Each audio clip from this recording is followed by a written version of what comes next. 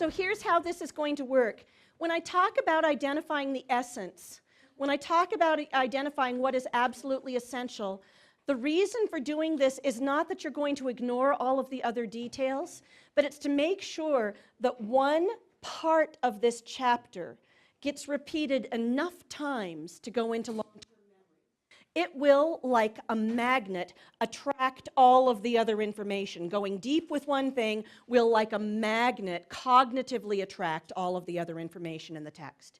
So I want you to have an awareness that when you find what's essential, your reason for determining essential, the essential element within the chapter, is so that you can find the piece that you may want to chunk, whether it be printing it on an index card and having students do a read around, or having a section that the students reassemble that you've taken off of the PDF, cut apart, and had them assemble and reassemble so they have a deeper understanding of the chronology. Whatever it will be the piece that you want to repeat.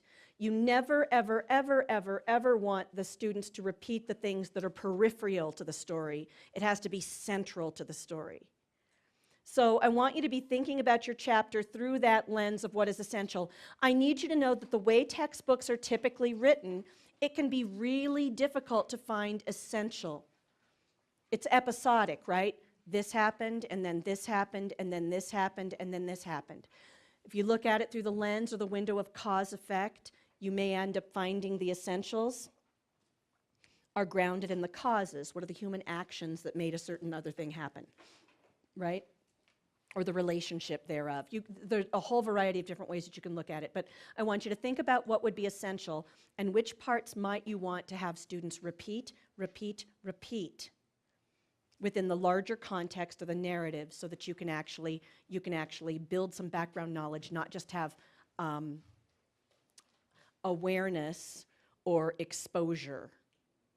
It's the knowing of things instead of awareness or exposure. So with that, I'm going to have you deliberate on what you found within your chapter, and you can continue your conversation and skimming forward too.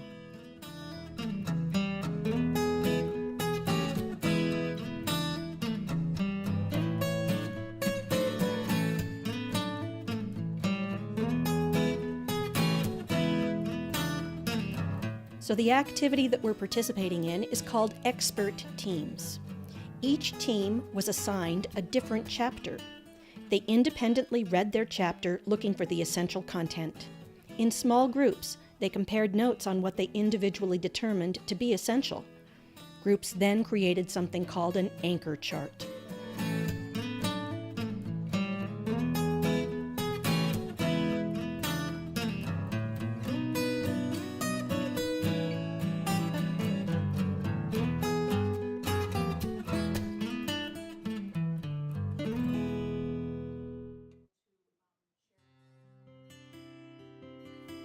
Groups report out using their anchor charts for visual support.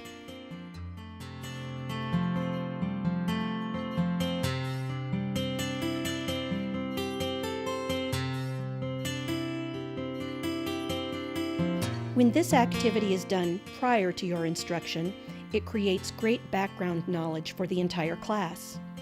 Expert teams also build confidence on the part of struggling readers because they have the support of their group to be able to address their assigned chapter. This activity can also be used to collapse the reading demand or to shorten the unit. Maybe you ran out of time and couldn't cover all the content. This is one way to cover a lot of content in a single day. Finally, expert teams can be used to review content you've already covered or to clarify areas of confusion after an investigation has been conducted by your students. Maybe you did a deep dive into primary sources. So that's expert teams.